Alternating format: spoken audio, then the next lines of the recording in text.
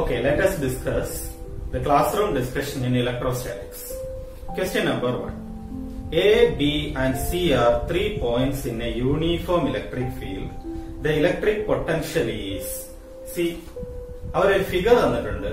അതിൽ 3 points mark ചെയ്തിട്ടുണ്ട്. A, B and C. C right സൈഡിലേക്കാണ് ഇലക്ട്രിക് ഫീൽഡ് ഇന്റൻസിറ്റിയുടെ ഡയറക്ഷൻ കാണിച്ചിരിക്കുന്നത്. അങ്ങനെയാണെങ്കിൽ അവര് ഏത് ഓപ്ഷനാണ് correct? Same at all points, maximum at B, maximum at A, maximum at C. C ഇതിന്റെ ആൻസർ എന്ന് പറയുന്നത് ഇലക്ട്രിക് ഫീൽഡ് ഇന്റൻസിറ്റിയും പൊട്ടൻഷ്യലും തമ്മിലുള്ള റിലേഷൻ ആണ്. Electric field intensity is the negative potential gradient. അതായത് പൊട്ടൻഷ്യൽ ഇൻക്രീസ് ചെയ്ത് പോകുന്നത് ഇലക്ട്രിക് ഫീൽഡിന്റെ ഓപ്പോസിറ്റ് ഡയറക്ഷനിലാണെന്നാണ് ഈ ഇക്വേഷന്റെ അർത്ഥം. അങ്ങനെയാണെങ്കിൽ ഇവിടെ ഇലക്ട്രിക് ഫീൽഡ് റൈറ്റ് സൈഡിലായതുകൊണ്ട് പൊട്ടൻഷ്യൽ ഇൻക്രീസ് ചെയ്ത് പോകുന്നത് ലെഫ്റ്റിലോട്ടായിരിക്കും. അപ്പോൾ ഇതിൽ ഏറ്റവും ലെഫ്റ്റിലുള്ള പോയിന്റ് ബി ആണ്. So correct answer is the maximum potential at B. So option C is correct. Now question number 2. A conducting sphere of radius r is given a charge q. The electric potential and the electric field at the center of the sphere respectively. So അവർ ചോദിച്ചിരിക്കുന്നത് കുട്ടിക്ക് electric field ഇന്റൻസിറ്റിയും പൊട്ടൻഷ്യലും വ്യക്തമായി അറിയാമോ എന്നാണ്. അപ്പോ ഒരു സ്ഫിയറിനെ സംബന്ധിച്ച് അതിനകത്തുള്ള ഇലക്ട്രിക് ഫീൽഡ് ഇന്റൻസിറ്റി എത്രയാണെന്ന് ചോദിച്ചാൽ നിങ്ങൾക്കറിയാം 0 ആണെന്ന്. അതിന്റെ സർഫസിലുള്ള ഇലക്ട്രിക് ഫീൽഡ് ഇന്റൻസിറ്റി എത്രയാണെന്ന് ചോദിച്ചാൽ നിങ്ങൾ പറയും 1/4πε0 q/r². ഇനി ഡിസ്റ്റൻസിലുള്ളതാണെങ്കിൽ ഈ ആറിന്റെ സ്ഥാനത്ത് അവിടെ സെന്ററിൽ നിന്നുള്ള അകലം സബ്സ്റ്റിറ്റ്യൂട്ട് ചെയ്താൽ മതി. ഇനി ഇതിനകത്തുള്ള ഇലക്ട്രിക് ഫീൽഡ് ഇന്റൻസിറ്റി നമുക്ക് കിട്ടി, ആൻസർ 0 ആണ്. പക്ഷെ അവരതിൽ പൊട്ടൻഷ്യൽ കൂടി ചോദിച്ചിട്ടുണ്ട്. അപ്പൊ ഇതിനകത്തുള്ള പൊട്ടൻഷ്യൽ എത്രയാണെന്ന് ചോദിച്ചാൽ നമ്മൾ ആദ്യം ഇലക്ട്രിക് ഫീൽഡ് ഇന്റൻസിറ്റിയും പൊട്ടൻഷ്യലും തമ്മിലുള്ള റിലേഷൻ ആണ് മൈൻഡ് ചെയ്യേണ്ടത്. അപ്പൊ ഇതില് ഇലക്ട്രിക് ഫീൽഡ് ഇന്റൻസിറ്റി 0 ആണെങ്കിൽ dV/dr 0 ആയിരിക്കും. അതായത് V എന്ന് പറയുന്നത് ഒരു കോൺസ്റ്റന്റ് ആയിരിക്കും. അതായത് ഈ സ്ഫിയറിനകത്തുള്ള പൊട്ടൻഷ്യൽ ഒരു കോൺസ്റ്റന്റ് ആണ്. അത് അതിന്റെ സർഫസിൽ എത്രയാണോ പൊട്ടൻഷ്യൽ അത് തന്നെ ആയിരിക്കും. അപ്പോ ഒരു സ്ഫിയറിന്റെ സർഫസിലുള്ള പൊട്ടൻഷ്യലിന്റെ ഇക്വേഷൻ 1/4πε0 q/r ആണ്. ഇതിൽ r എന്ന് പറയുന്നത് ഇതിന്റെ റേഡിയസ് ആയിട്ട് എടുക്കാം. അങ്ങനെയാണെങ്കിൽ ഇതിന്റെ സർഫസിലുള്ള ഇലക്ട്രിക് ഫീൽഡ് ഇന്റൻസിറ്റി q/R²ഉം സർഫസിലുള്ള പൊട്ടൻഷ്യൽ q/R ഉമാണ്. ഇതേ പൊട്ടൻഷ്യൽ തന്നെ ആയിരിക്കും ഈ സ്ഫിയറിനകത്ത് എല്ലായിടത്തും. സോ കറക്റ്റ് ഓപ്ഷൻ എന്ന് പറയുന്നത് ഓപ്ഷൻ ഡി ആണ്. അതിന്റെ ഓപ്ഷൻ ഡി എന്ന് പറയുന്നത് ഇലക്ട്രിക് പൊട്ടൻഷ്യൽ 1/4πε0 q/R ആണ്. ഇനി അതിനകത്തുള്ള ഇലക്ട്രിക് ഫീൽഡ് ഇന്റൻസിറ്റി എന്ന് പറയുന്നത് 0 okay. Question number 3. A parallel plate air capacitor has capacity C, distance separation D, and potential difference V is applied between the plates. Force of attraction between the plates of the parallel plate air capacitor is. അപ്പൊ അവർ ചോദിച്ചിരിക്കുന്നത് ഒരു parallel plate കപ്പാസിറ്ററില് ഈ പറയുന്ന പ്ലേറ്റ്സിനിടയിലുള്ള attractive force എത്രയാണെന്നാണ് ചോദിച്ചിരിക്കുന്നത്. അപ്പൊ നമ്മൾ എപ്പോഴും start ചെയ്യേണ്ട ഏറ്റവും ബേസിക് ഇക്വേഷൻ എന്ന് പറയുന്നത് ഇലക്ട്രിക് ഫീൽഡ് ഇന്റൻസിറ്റിയിൽ നിന്നാണ്. Electric field intensity is the force over unit positive charge. ഇതിൽ നിന്ന് നമുക്ക് F is equal to EQ എന്ന് എഴുതാം. അടുത്തത് E എന്താണെന്ന് ചോദിച്ചാൽ it is the force over unit positive charge. ഇനി ഈ ചോദ്യത്തിൽ ഈ രണ്ട് പ്ലേറ്റിനിടയിലുള്ള ഫോഴ്സ് ആണ് കണ്ടുപിടിക്കാൻ പറഞ്ഞിരിക്കുന്നത്. പക്ഷെ നമുക്കറിയാം ന്യൂട്ടന്റെ തേർഡ് ലോ അനുസരിച്ച് തമ്മിൽ എന്നൊരു ഫോഴ്സ് ഇല്ല. എപ്പോഴും ഫോഴ്സ് കൺസിഡർ ചെയ്യുമ്പോൾ ആക്ഷനും റിയാക്ഷനും കൺസിഡർ ചെയ്യേണ്ടി വരും. അങ്ങനെയാണെങ്കിൽ ഈ പ്ലേറ്റിൽ എത്ര ഫോഴ്സ് ആണ് പ്രയോഗിക്കുന്നതെന്നാണ് കണ്ടുപിടിക്കേണ്ടത്. അങ്ങനെയാണെങ്കിൽ ഈ പ്ലേറ്റ് മൂലം ഈ പ്ലേറ്റിനടുത്തുള്ള ഇലക്ട്രിക് ഫീൽഡ് ഇന്റൻസിറ്റിയുടെ വാല്യൂ വേണം ഇവിടെ സബ്സ്റ്റിറ്റ്യൂട്ട് ചെയ്യാൻ. അത് എത്രയാണെന്ന് ചോദിച്ചാൽ ഒരു ഷീറ്റ് മൂലം ഈ ഷീറ്റിന്റെ ചാർജ് ഡെൻസിറ്റിയാണ് സിഗ്മ എന്ന് പറയുന്നത്. ഈ ഒരു ഷീറ്റ് മൂലം ഇതിൽ 6 അകലത്തിലുള്ള ഇലക്ട്രിക് ഫീൽഡ് ഇന്റൻസിറ്റി എന്ന് പറയുന്നത് σ/2ε0 ആണ്. ഇൻറ്റു ഇതിൽ എത്ര ചാർജ് ആണോ ഉള്ളത് അത് Q ആണ്. സബ്സ്റ്റിറ്റ്യൂട്ട് ചെയ്തു. അടുത്ത സിഗ്മ എന്താണെന്ന് എല്ലാവർക്കും അറിയാം. Q/A ആണ് സിഗ്മ എന്ന് പറയുന്നത്. 2ε0 വീണ്ടും ഒരു Q ഉണ്ട്. So Q²/2A ε0. ഇതാണ് force over the negative plate due to positive plate or force over the positive plate due to negative plate. ഇനി നമ്മൾ ഈ ഇക്വേഷനെ ഈ ഓപ്ഷനിലുള്ള ഒരു ആൻസർ ആക്കി മാറ്റണം. ഈ ഇക്വേഷനിൽ നമുക്ക് ക്യൂവിന് പകരം സി വി എന്ന് സബ്സ്റ്റിറ്റ്യൂട്ട് ചെയ്യാം. അപ്പൊ ക്യൂ സ്ക്വയറിന് പകരം സി സ്ക്വയർ വി സ്ക്വയർ എന്ന് വരും ബൈ 2a എപ്സിലോൺ 0. ഇതിൽ ഒരു സിക്ക് പകരം എപ്സിലോൺ 0 a ബൈ ഡി എന്ന് സബ്സ്റ്റിറ്റ്യൂട്ട് ചെയ്യാം. ബാക്കി ഒരു സിയും ഒരു വി സ്ക്വയറും ഉണ്ട്. പിന്നീട് താഴെ ഒരു 2a epsilon 0. Epsilon 0 a cut ചെയ്യാമെങ്കിൽ നമുക്ക് C V square by 2d എന്ന് കിട്ടും. So correct option is option C. ഈ ക്വസ്റ്റ്യൻ എന്ന് പറയുന്നത് വളരെ കൺഫ്യൂസിംഗ് ആണ്. കാരണം ഇതിന്റെ ആൻസർ നിങ്ങൾ കണ്ടുപിടിക്കുമ്പോൾ നിങ്ങൾ എപ്പോഴും electric field intensity between the plates എന്ന് പറയുന്നത് സിഗ്മ ബൈ എപ്സിലോൺ 0 എന്നെ സബ്സ്റ്റിറ്റ്യൂട്ട് ചെയ്യുള്ളൂ. പക്ഷെ നിങ്ങൾ കൺസിഡർ ചെയ്യേണ്ടത് ന്യൂട്ടന്റെ തേർഡ് ലോ അനുസരിച്ച് ഇവർ തമ്മിൽ ഒരു ഫോഴ്സ് എന്നൊരു കൺസെപ്റ്റ് ഇല്ല. എപ്പോഴും നിങ്ങൾ ഒരു പ്ലേറ്റ് മറ്റൊരു പ്ലേറ്റിൽ എത്ര ഫോഴ്സ് ആണ് പ്രയോഗിക്കുന്നതെന്നാണ് കണ്ടുപിടിക്കുന്നത്. So once again electric field ഇന്റൻസിറ്റിയുടെ basic equation F by Q എന്നാണ്. സോ ഫോഴ്സ് കാണണമെങ്കിൽ ഇ ക്യൂ ആണ് സബ്സ്റ്റിറ്റ്യൂട്ട് ചെയ്യേണ്ടത്. ഇനി നിങ്ങൾ ചിന്തിക്കേണ്ടത് എവിടെയാണ് ഇത് അപ്ലൈ ചെയ്യുന്നതെന്നാണ്. ഒരു പ്ലേറ്റില് മറ്റൊരു പ്ലേറ്റ് എത്ര ഫോഴ്സ് ആണ് പ്രയോഗിക്കുന്നത്, അതിന് ഈ ഒരു പ്ലേറ്റ് മൂലം ഈ ഭാഗത്തുള്ള ഇലക്ട്രിക് ഫീൽഡ് ഇന്റൻസിറ്റി എത്രയാണെന്ന് എഴുതുക. Sigma by 2 epsilon 0 into Q. സിഗ്മയ്ക്ക് പകരം ക്യൂ ബൈ എ എന്ന് സബ്സ്റ്റിറ്റ്യൂട്ട് ചെയ്താൽ നമുക്ക് Q square by 2a epsilon 0 എന്ന് കിട്ടും. അപ്പോ ഇതേ ചോദ്യം തന്നെ വേണമെങ്കിൽ ഓപ്ഷൻ ഇതായിട്ട് വരാം. ഇതും കറക്റ്റ് ആൻസർ ആണ്. ഇതിനെ നമ്മുടെ ഓപ്ഷനിലേക്ക് മാറ്റാൻ വേണ്ടി ഈ ക്യൂവിന് പകരം സി വി എന്ന് സബ്സ്റ്റിറ്റ്യൂട്ട് ചെയ്യുക. അതിനുശേഷം ഒരു സിക്ക് പകരം എപ്സിലോൺ 0 a ബൈ ഡി എന്ന് സബ്സ്റ്റിറ്റ്യൂട്ട് ചെയ്യുമ്പോഴാണ് നമ്മുടെ ഓപ്ഷനിലുള്ള ആൻസർ കിട്ടുന്നത്. ഓക്കെ, അപ്പൊ ഇത് നിങ്ങൾ ഇവിടെ ഇക്ക് പകരം സിഗ്മ ബൈ എപ്സിലോൺ 0 എന്ന് സബ്സ്റ്റിറ്റ്യൂട്ട് ചെയ്താൽ നിങ്ങൾക്ക് 0 മാർക്ക് അല്ല കിട്ടുന്നത്, നിങ്ങൾക്ക് നെഗറ്റീവ് മാർക്ക് ആയിരിക്കും കിട്ടുന്നത്. അപ്പൊ നമ്മൾ അത്രത്തോളം കെയർഫുൾ ആയിട്ടായിരിക്കണം ഒരു ഹയർ ലെവൽ ക്വസ്റ്റ്യൻ ഹാൻഡിൽ ചെയ്യേണ്ടത്. ഓക്കെ, അടുത്ത question number 4. The work done in carrying a charge Q once round a circle of radius A with a charge Q at its center.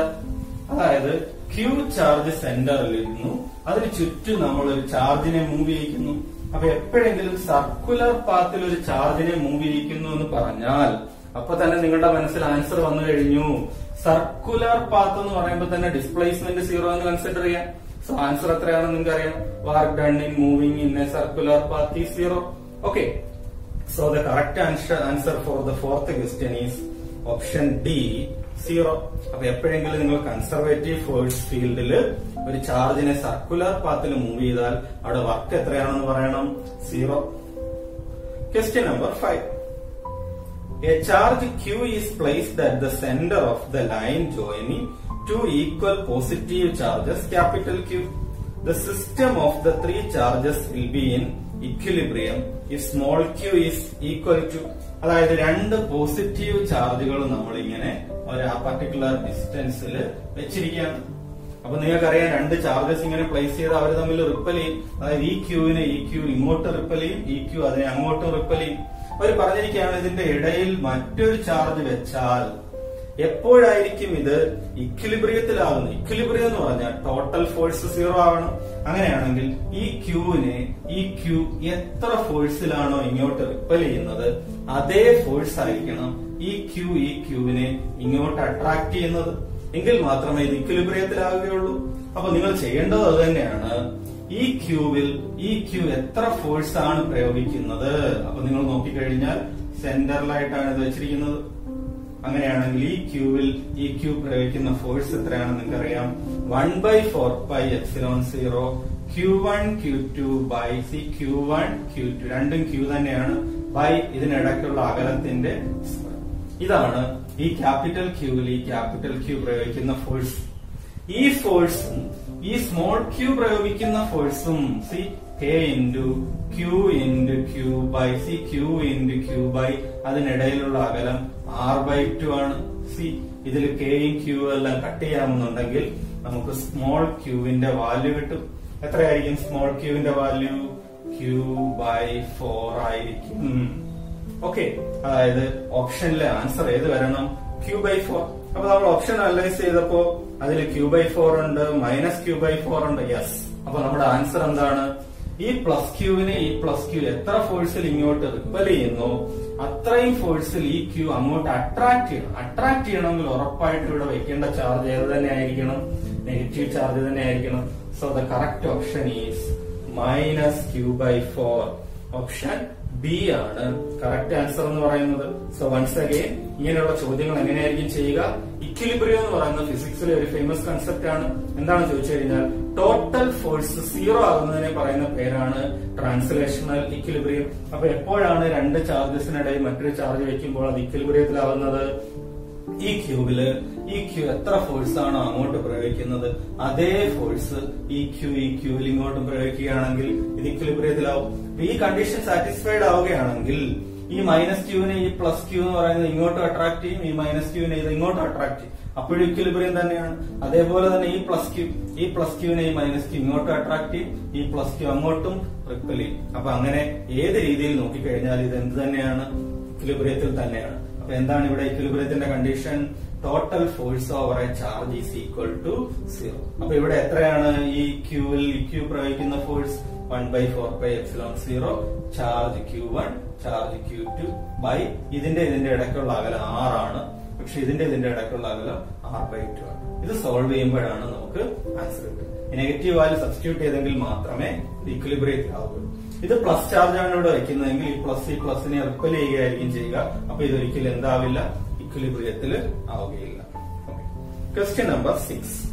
A charged particle of mass m and charge q initially at rest is released in an electric field of magnitude E. Its kinetic energy after time t. അപ്പൊ കണ്ടില്ലേ, ഒരു ചാർജിനെ release ചെയ്യുമ്പോൾ അത് acquire ചെയ്യുന്ന kinetic energy എത്രയാണെന്നാണ് ചോദിച്ചിരിക്കുന്നത്. Okay, എന്തായാലും kinetic energy എന്താണെന്ന് നമുക്ക് എല്ലാവർക്കും അറിയാം. കൈനറ്റിക് എനർജി കാണണമെങ്കിൽ 12mv² എത്തിച്ചേരണം. അടുത്തത് ഇക്വേഷനിൽ നോക്കിയപ്പോൾ m ഓക്കെ ആണ്, പക്ഷെ വിക്ക് നമുക്ക് ആ വാല്യൂ അറിയാം, u+at. u എത്രയാണെന്ന് നമുക്ക് എല്ലാവർക്കും അറിയാം, 0 ആണ്. അപ്പോ ഇനി നമുക്ക് കണ്ടുപിടിക്കേണ്ടത് എ ആണ്, കാരണം ഓപ്ഷനകത്ത് ടി വന്നിട്ടുണ്ട്. ഇനി ചെയ്യേണ്ടത് എ എങ്ങനെ കണ്ടുപിടിക്കാം? അപ്പൊ നമ്മൾ ഓർത്തു F=ma എന്നാണല്ലോ ഇക്വേഷൻ. ഓക്കെ, അടുത്തത് E= നമുക്കറിയാം electric field intensity is equal to what is that? Force over unit positive charge. അങ്ങനെയാണെങ്കിൽ എഫിന് പകരം എന്ത് കൊടുക്കാം? EQ എന്ന് കൊടുക്കാം. അങ്ങനെ EQ എന്ന് പറയുന്നത് ma ആവുകയും A=EQ/m എന്ന് വരികയും ചെയ്യും. ഈ വാല്യൂ വേണം ഈ എക്ക് വേണ്ടി സബ്സ്റ്റിറ്റ്യൂട്ട് ചെയ്യേണ്ടത്. അങ്ങനെ നമുക്ക് എന്ത് ഇക്വേഷൻ കിട്ടും? EQ/m × T. ഈ വാല്യൂ വേണം ഈ വിക്ക് സബ്സ്റ്റിറ്റ്യൂട്ട് ചെയ്യാൻ. അങ്ങനെ നമുക്ക് 12m × E²Q²T²/m² എന്ന് അങ്ങനെ നമ്മുടെ കറക്റ്റ് ആൻസർ ആയ E²Q²T²/2m എത്തിച്ചേരുകയും ചെയ്യും. So correct answer is option B. അപ്പൊ ഇതെന്ന് പറയുന്നത് ഇങ്ങനെ ഒരു ഇക്വേഷൻ സ്റ്റാർട്ട് ചെയ്ത് അതിലെ ലെറ്റേഴ്സ് ചേഞ്ച് ചെയ്ത് ഫൈനൽ ആൻസറിൽ എത്തിക്കുന്ന ടൈപ്പിലുള്ള ക്വസ്റ്റ്യൻ ആണ്. ഇതിൽ അവർ ചോദിച്ചിരിക്കുന്നത് kinetic energy acquired by a charge. Kinetic energy acquired എത്രയാണ്? 12mv². വിക്ക് വേറെ ഏത് വാല്യൂ സബ്സ്റ്റിറ്റ്യൂട്ട് ചെയ്യാം? u+8. അപ്പോ ഇനിഷ്യലി അറ്റ് റെസ്റ്റ് എന്ന് തന്നിരിക്കുന്നത് കൊണ്ടാണ് യുവിന് 0 എന്ന് സബ്സ്റ്റിറ്റ്യൂട്ട് ചെയ്തത്. അടുത്തത് ഇലക്ട്രോസ്റ്റാറ്റിക്സിലാണെങ്കിൽ നമുക്ക് F=ma. ആ എംഎക്ക് തുല്യമായിട്ട് നമുക്ക് EQ എന്നുള്ള വാല്യൂവും സബ്സ്റ്റിറ്റ്യൂട്ട് ചെയ്യാം. അപ്പൊ എവിടെ നിന്നാണ് സ്റ്റാർട്ട് ചെയ്യുന്നത്? Electric field intensity F/Q. അതിൽ നിന്ന് F= എന്ത് എഴുതാം? EQ എന്ന് എഴുതാം. എഫിന് പകരം ma എന്ന് കൊടുത്താൽ a കിട്ടും.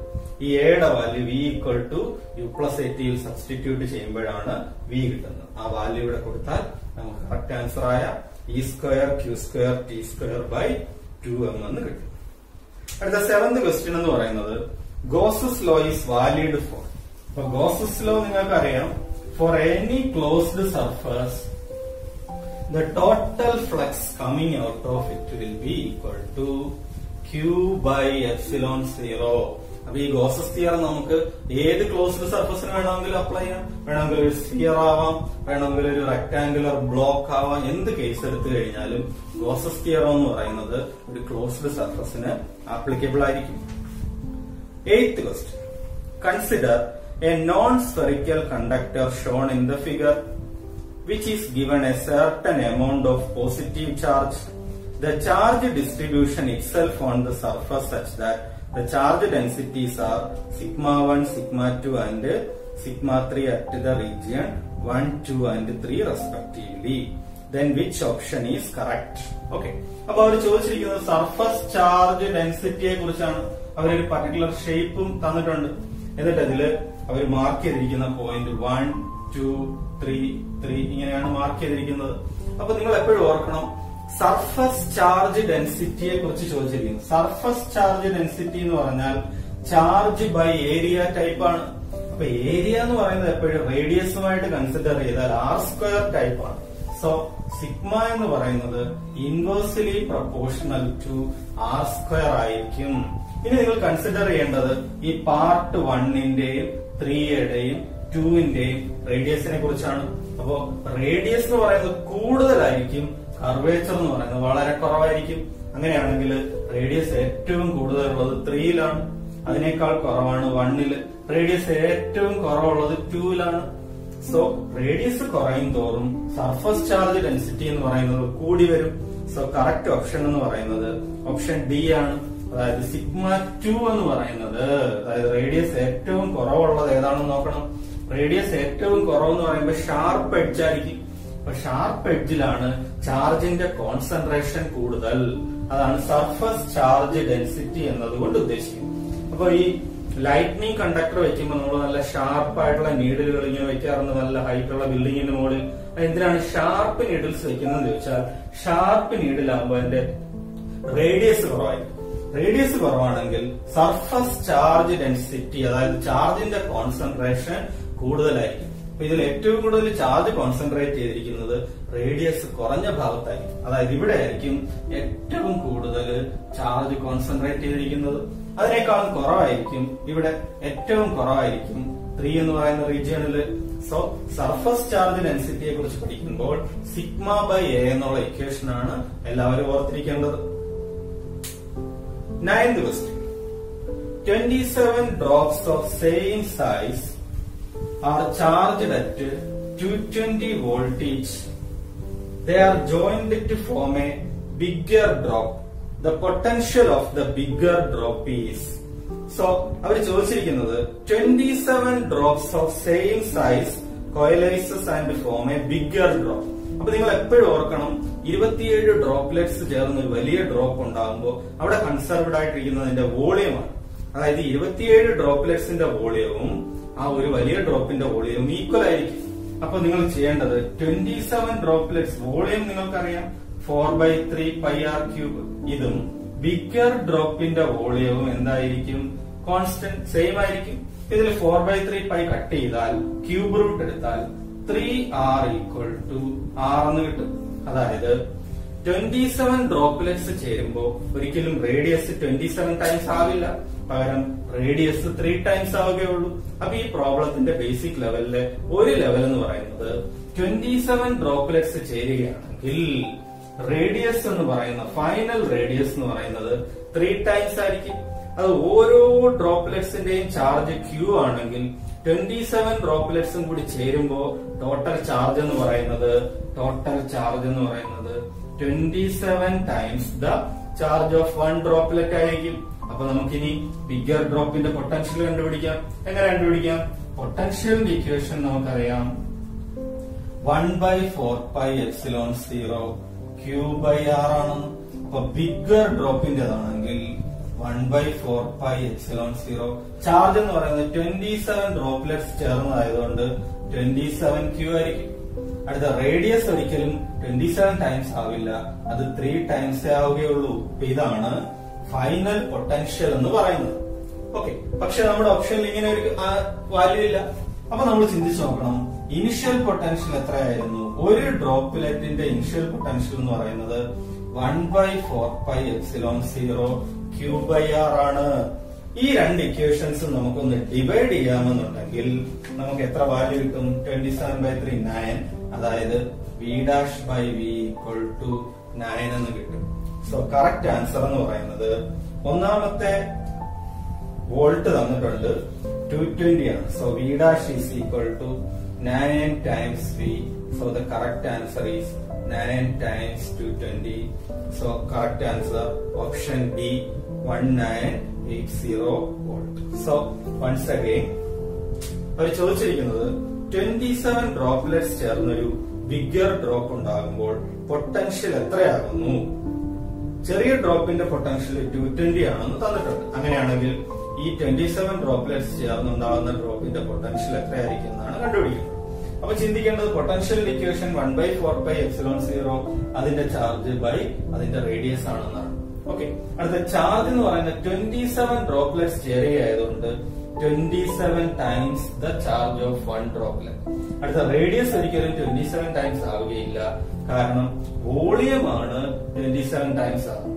വോളിയം 27 ടൈംസ് ആകുമ്പോൾ റേഡിയസ് എപ്പോഴും 3 ടൈംസ് ആവുകയുള്ളൂ. അപ്പൊ റേഡിയസ് 3 ടൈംസ് ആകും, ചാർജ് 27 ടൈംസ് ആവും. 27 3 കൂടെ കട്ട് ചെയ്താൽ 9 ടൈംസ് വരും. അപ്പോ ഇനിഷ്യൽ പൊട്ടൻഷ്യലിന്റെ 9 ടൈംസ് ആണ് ഫൈനൽ ഡ്രോപ്പിന്റെ പൊട്ടൻഷ്യൽ എന്ന് പറയുന്നത്. സോ കറക്റ്റ് ആൻസർ എന്ന് പറയുന്നത് 9B ആണ്. Okay, question number 10. A sheet of aluminium foil of negligible thickness is introduced between the plates of a capacitor. The capacitance of the capacitor will be. അപ്പൊ അവർ ചോദിച്ചിരിക്കുന്ന ചോദ്യം എങ്ങനെയാണ്? ഒരു കപ്പാസിറ്ററിന്റെ 2 പ്ലേറ്റിനിടയിലേക്ക് ഒരു T തിക്നെസ് ഉള്ള ഒരു ചെറിയ ഒരു അലൂമിനിയത്തിന്റെ പീസ് വെക്കുകയാണെങ്കിൽ ഈ കപ്പാസിറ്ററിന്റെ കപ്പാസിറ്റൻസിന് എന്ത് മാറ്റം ഉണ്ടാകുന്നു എന്നാണ് ചോദിച്ചിരിക്കുന്നത്. അപ്പോ കപ്പാസിറ്റൻസിന്റെ ഇക്വേഷൻ എല്ലാവർക്കും അറിയാം, ε0 A/d എന്നാണ്. ഇൻ കേസ് ഇതിന്റെ ഇടയിൽ ഒരു മെറ്റൽ ആണ് വെക്കുന്നതെന്നുണ്ടെങ്കിൽ മെറ്റലിന്റെ റിലേറ്റീവ് പെർമിറ്റിവിറ്റി എന്ന് പറയുന്നത് ഇൻഫിനിറ്റി ആണെന്ന് എല്ലാവർക്കും അറിയാം. അപ്പൊ ആക്ച്വലി ഇൻ എഫക്ട് ഇത്രയും ഭാഗം കട്ട് ചെയ്ത് മാറ്റിയ എഫക്ട് ആയിരിക്കും. അതായത് when you are placing a metal sheet in between the plates of a parallel plate capacitor, the capacitance can be found using the equation ε0 A/d-t. കണ്ടോ? അപ്പോ ഇവിടെ ഒരു ചെറിയ തിക്നെസ് ഉള്ള ഒരു അലൂമിനിയം ഷീറ്റ് വെച്ചാൽ ഡിനോമിനേറ്ററിന്റെ വാല്യൂ കുറയും. അപ്പൊ ഇതിന്റെ കപ്പാസിറ്റൻസ് കൂടും. സോ കറക്റ്റ് ഓപ്ഷൻ എന്ന് പറയുന്നത് ഇൻക്രീസസ്. ഈ ഇക്വേഷൻ എല്ലാവരും കാണാതെ പഠിച്ചോണോ? ഒരു കപ്പാസിറ്ററിന്റെ പ്ലേറ്റ്സിനിടയിൽ ഒരു മെറ്റൽ ആണ് വെക്കുന്നതെന്നുണ്ടെങ്കിൽ അതിന്റെ ഇക്വേഷൻ ഇങ്ങനെയായിരിക്കും. ഇൻ കേസ് നിങ്ങളൊരു ഡൈഇലക്ട്രിക് ആണ് വെക്കുന്നതെങ്കിൽ ഇതിന്റെ ഇക്വേഷൻ എന്ന് പറയുന്നത് ഇങ്ങനെയായിരിക്കും. ഇവിടെ വെച്ചിരിക്കുന്നത് ഒരു ഡൈഇലക്ട്രിക് ആണെങ്കിൽ അതിന്റെ കപ്പാസിറ്റൻസ് ഇങ്ങനെ കണ്ടുപിടിക്കും. ഈ കെ വിളിക്കുന്ന പേര് dielectric constant. 11th question. What is the angle between electric field and equipotential surface? അപ്പൊ നമ്മൾ ഇത് ഓൾറെഡി ഡിസ്കസ് ചെയ്തതാണ്.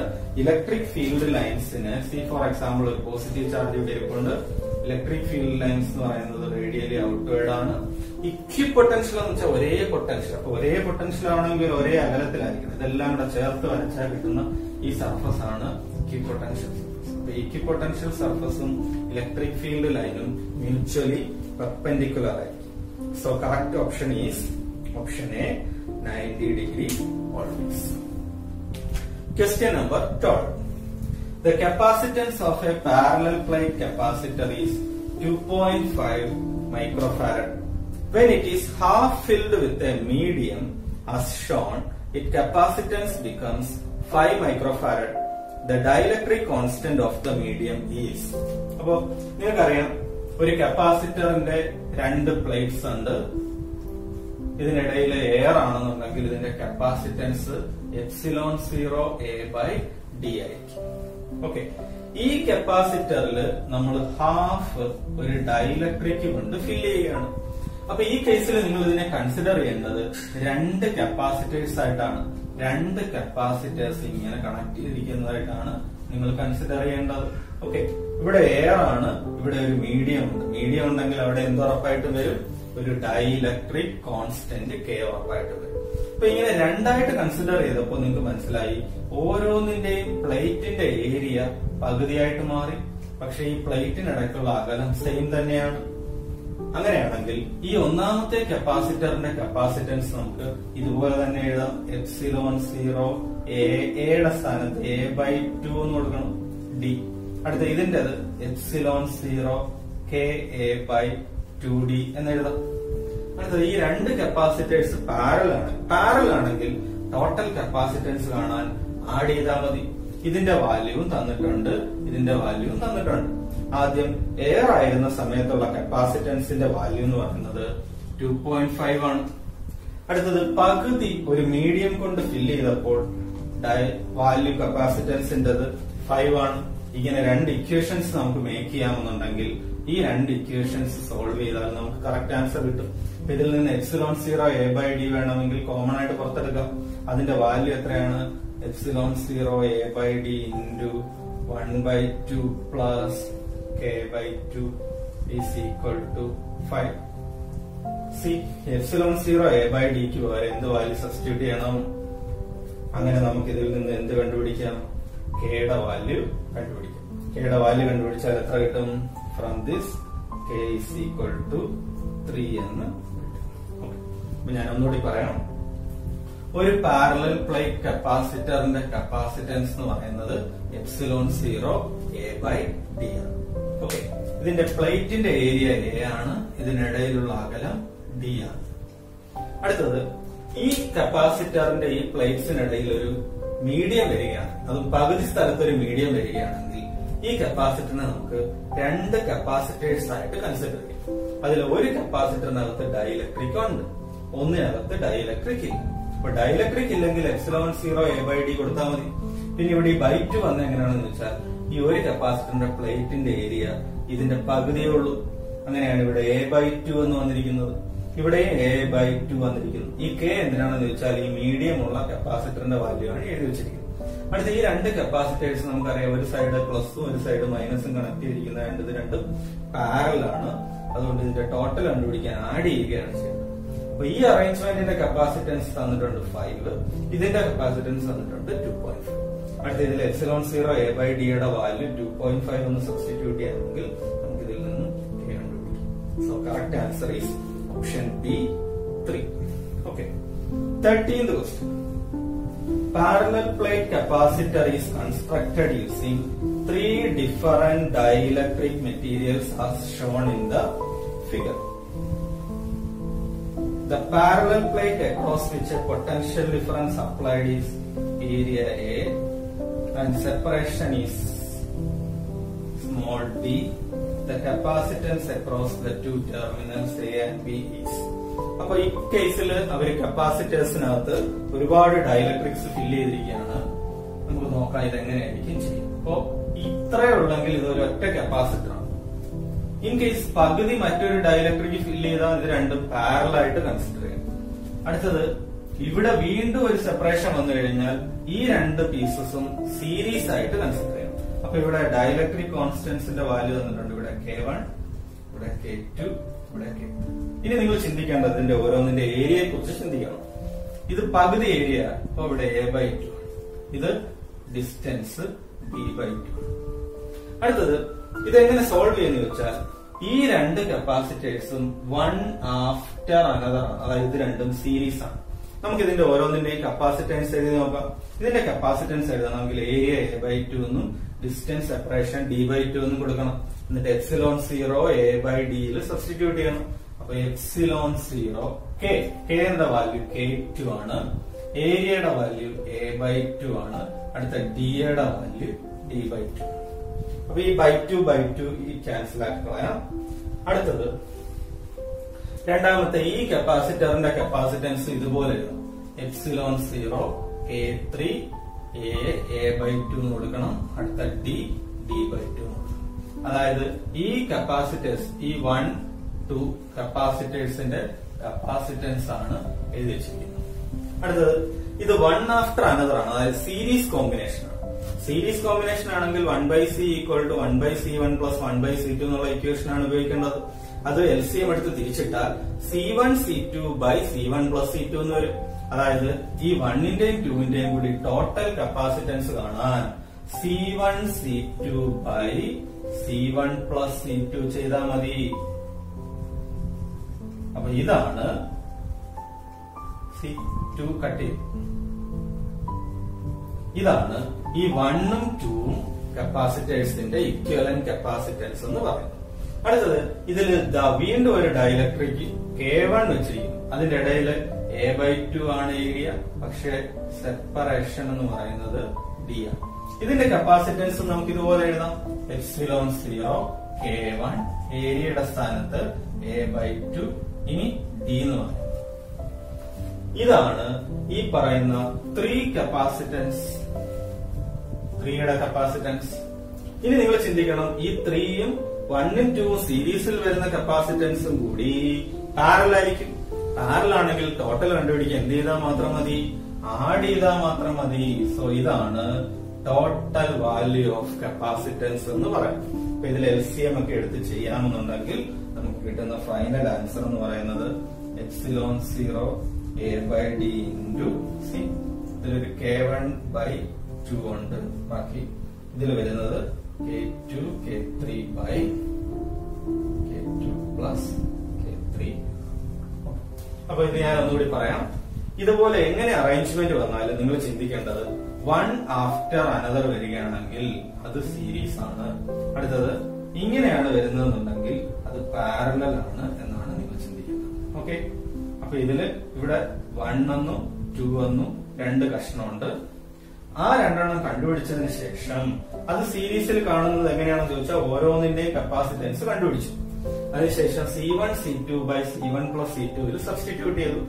അതിനുശേഷം ഈ തേർഡ് കപ്പാസിറ്ററിന്റെ കപ്പാസിറ്റൻസ് കണ്ടുപിടിച്ചു. ഇതും ഈ 2 സെഗ്മെന്റും കൂടി പാരലൽ ആയതുകൊണ്ട് ജസ്റ്റ് ആഡ് ചെയ്താൽ മാത്രം മതി. ഇതിനകത്ത് ഓപ്ഷനിൽ കറക്റ്റ് ആയിട്ട് വരുന്ന ആൻസർ എന്ന് പറയുന്നത് ε0 A/D into K1/2 plus K2 K3 by K2 plus K3. Okay. 14th question. 3 capacitors are connected as shown in the figure. The equivalent capacity between A and B is. അപ്പൊ അവര് ഒരു 3 capacitors തന്നിട്ടുണ്ട്. അതിന്റെ value എന്ന് പറയുന്നത് 10 microfarad, 12 microfarad and 4 microfarad. എന്നിട്ട് അതിന്റെ effective capacitance കണ്ടുപിടിക്കാൻ പറഞ്ഞിരിക്കുകയാണ്. അപ്പൊ എങ്ങനെയാണ് ഇതിന്റെ എഫക്റ്റീവ് കപ്പാസിറ്റൻസ് കണ്ടുപിടിക്കുന്നത് വെച്ചാൽ ആദ്യം ഇതിൽ ഏതൊക്കെയാണ് സീരീസ് ഏതൊക്കെയാണ് പാരലൽ എന്ന് കണ്ടുപിടിക്കുക.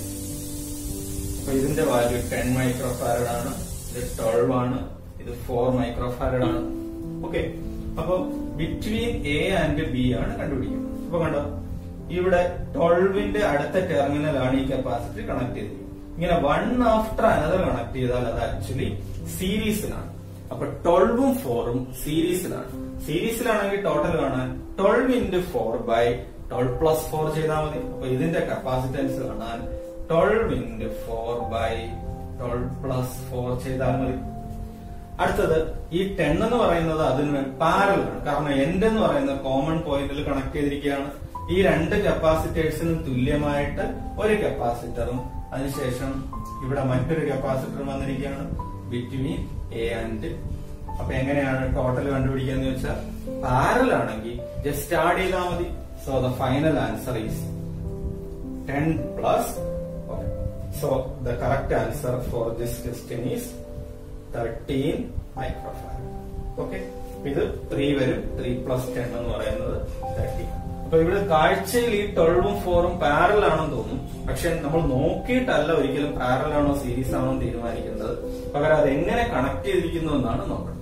അപ്പൊ എയിൽ ഒരു എൻഡ് കൊടുത്തു, അടുത്ത ടെർമിനൽ ബിയിൽ കൊടുത്തു, അതിനുശേഷം അതിന്റെ അടുത്ത ടെർമിനലാണ് ബിയിൽ കൊടുത്തത്. അപ്പൊ ഇങ്ങനെ 1 ആഫ്റ്റർ അനദർ കണക്ട് ചെയ്യുന്നതിന്റെ പേര് സീരീസ് ആണ്.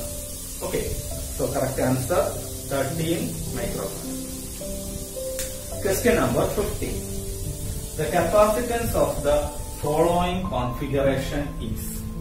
അപ്പോ അവരൊരു കപ്പാസിറ്ററിന്റെ മെഷ് തന്നിട്ടുണ്ട്. ഇത് എങ്ങനെ സോൾവ് ചെയ്യും? നിങ്ങൾ പഠിച്ചിട്ടുള്ള എന്തെങ്കിലും ടോപ്പിക്കുമായിട്ട് ഇതിന് കണക്ഷൻ ഉണ്ടോ എന്ന് ആദ്യം ചിന്തിക്കും. ഇതിൽ നിങ്ങൾ പഠിച്ചിട്ടുള്ള ഒരു കോൺഫിഗറേഷൻ ഉണ്ട്. നമ്മളുടെ യഥാർത്ഥ സർക്യൂട്ടിന്റെ ഒരു പാർട്ടാണ് ഈ കൊടുത്തിരിക്കുന്നത്. അപ്പോ ഇതില് നിങ്ങൾ ചിന്തിച്ച ഒരു കാര്യം നിങ്ങൾക്ക് മനസ്സിലാവും. ഇത് നിങ്ങൾ പഠിച്ച വീസ്റ്റൺ ബ്രിഡ്ജ് തന്നെയാണ്. അപ്പൊ വീസ്റ്റൺ ബ്രിഡ്ജിനെ കുറിച്ചൊക്കെ നിങ്ങൾക്ക് അറിയാം. എന്തോ റെസിസ്റ്റൻസ് വെച്ചിട്ട് പി ബൈ ക്യൂവും ആർ ബൈ എസും ഈക്വൽ ആണെങ്കിൽ ഈ നടുക്കുള്ള റെസിസ്റ്ററിലൂടെ കറണ്ട് കടന്നു പോകില്ല എന്നാണ് പറഞ്ഞിരിക്കുന്നത്. അതുപോലെ തന്നെയാണ് ഇവിടെ കണക്ട് ചെയ്ത് വെച്ചിരിക്കുന്നത്. ഇവിടെ കപ്പാസിറ്റൻസ് എല്ലാത്തിന്റെ സി എന്ന് തന്നിട്ടുണ്ട്. അപ്പൊ അങ്ങനെ കപ്പാസിറ്റൻസ് എല്ലാത്തിന്റെ സിയും തന്നാൽ ഈ പോയിന്റിലെയും പൊട്ടൻഷ്യൽ ഈക്വൽ ആയിട്ട് വരും. അങ്ങനെ പൊട്ടൻഷ്യൽ ഈക്വൽ ആയിട്ട് വന്നാൽ ഒരിക്കലും ഇവിടെ ഒരു ഫ്ലോ ഉണ്ടാവില്ല. അതായത് ഈ സർക്യൂട്ട് ഇങ്ങനെ വന്നു കഴിഞ്ഞാൽ നിങ്ങൾക്ക് ഇവിടെ ഇരിക്കുന്ന ഈ കപ്പാസിറ്റർ റിമൂവ് ചെയ്യാം. ഓക്കെ, ഇനി ഞാൻ ആക്ച്വൽ സർക്യൂട്ട് വരയ്ക്കും. അപ്പൊ ആക്ച്വൽ സർക്യൂട്ടിൽ ഇവിടെ ഒരു എക്സ്ട്രാ കപ്പാസിറ്ററും കൂടി. ഇതെങ്ങനെയാ സോൾവ് ചെയ്യുന്നതെന്ന് വെച്ചാൽ നിങ്ങൾ എപ്പോഴും ഇതുപോലൊരു സർക്യൂട്ട് കാണുമ്പോൾ അവിടെ വീസ്റ്റൺ ബ്രിഡ്ജ് ഉണ്ടോ ഇല്ലെന്ന് ചെക്ക് ചെയ്യും. ഉണ്ട്, P by Q equal to R by S condition satisfied ആണെങ്കിൽ നിങ്ങൾ ചെയ്യേണ്ടത് ഇവിടെ ഇരിക്കുന്ന ഈ ബ്രിഡ്ജിലിരിക്കുന്ന കപ്പാസിറ്റൻസ് മായ്ച്ചു കളയുക എന്നുള്ളതാണ് നിങ്ങളുടെ പ്ലാൻ. ഇനി നിങ്ങൾക്ക് ഇത് ഈസി ആയിട്ട് സോൾവ് ചെയ്യും. വൺ ആഫ്റ്റർ അനദർ കണക്ട് ചെയ്താൽ അത് രണ്ടും സീരീസിലാണ്. ഇതും കണ്ടില്ലേ, വൺ ആഫ്റ്റർ അനദർ കണക്ട് ചെയ്താൽ അത് രണ്ടും സീരീസിലാണ്. അപ്പൊ ഈ രണ്ട് കപ്പാസിറ്റൻസും കൂടി സീരീസിൽ വരുമ്പോൾ ടോട്ടൽ കപ്പാസിറ്റൻസ് അതിന്റെ പകുതിയാണ്. അടുത്ത ഇതും അതുപോലെ തന്നെയാണ്, അതിന്റെ ടോട്ടൽ കപ്പാസിറ്റൻസും പകുതിയാണ്. അപ്പോ ഈ വീസ്റ്റൺ ബ്രിഡ്ജിന്റെ പോർഷൻ മൂലം നമുക്ക് കിട്ടുന്ന സർക്യൂട്ട് ഇങ്ങനെയാണ്. ഇതിലേക്ക് ഇവിടെ ഒരു കപ്പാസിറ്ററും കൂടി വന്നിട്ടുണ്ട്. അപ്പോ നോക്കുമ്പോൾ തന്നെ മനസ്സിലായത് മൂന്നും എങ്ങനെയാണ് പാരലൽ ആയിട്ടാണ് കണക്ട് ചെയ്തിരിക്കുന്നത്. അപ്പൊ പാരലൽ ആയിട്ട് കപ്പാസിറ്റേഴ്സ് വന്നാൽ ഇതെല്ലാം കൂടി എന്ത് ചെയ്താൽ മതി, ആഡ് ചെയ്താൽ മതി. അപ്പൊ C/2 ആഡ് ചെയ്യുമ്പോൾ സിയുടെ കൂടെ സിയും കൂടെ ആഡ് ചെയ്യുമ്പോൾ so the correct option is option C. Okay, so once again, how to solve this problem? ഇതിനകത്തൊരു വീസ്റ്റൺ ബ്രിഡ്ജ് ടൈപ്പ് ഉള്ള സർക്യൂട്ട് ഉണ്ട്. അപ്പൊ അതിന്റെ കപ്പാസിറ്റൻസിന്റെ എല്ലാം വാല്യൂ ഈക്വൽ ആയതുകൊണ്ട് നമുക്ക് ഈ നടുക്കിരിക്കുന്ന ബ്രിഡ്ജിലുള്ള കപ്പാസിറ്ററിനെ റിമൂവ് ചെയ്യും. ഇതിനെ റിമൂവ് ചെയ്ത് കഴിഞ്ഞാൽ ഈ സിയും സീരീസിൽ വരും. സീരീസിലാണെന്നുണ്ടെങ്കിൽ അതിന്റെ പകുതി എടുത്താൽ മതി C/2. ഇതും അതേപോലെ സീരീസ് ആണ്, പകുതി എടുത്താൽ മതി C/2. ഇത് രണ്ടിന്റെ ഇക്വലന്റ് ഇതും, ഇത് രണ്ടിന്റെ ഇക്വലന്റ് ഇതുമാണ്. അടുത്ത ഈ കപ്പാസിറ്ററാണ് ഈ വെച്ചിട്ട്. പാരലൽ ആണെങ്കിൽ കപ്പാസിറ്റേഴ്സിന്റെ വാല്യൂ കിട്ടാൻ എല്ലാം കൂടി ആഡ് ചെയ്യും. അപ്പൊ C/2 ആഡ് ചെയ്യുമ്പോൾ സിയും കൂടെ ആഡ് ചെയ്യുമ്പോൾ. ഓക്കെ, അപ്പൊ ഒരുപാട് വെറൈറ്റി ക്വസ്റ്റ്യൻസ് വരാൻ പറ്റുന്ന ഒരു ചാപ്റ്റർ ആണ് ഇലക്ട്രോസ്റ്റാറ്റിക്സ് എന്ന് പറയുന്നത്. ഒരുപാട് പ്രോബ്ലംസ് നിങ്ങൾ സ്വയം വർക്ക്ഔട്ട് ചെയ്യുക. Okay, thank you.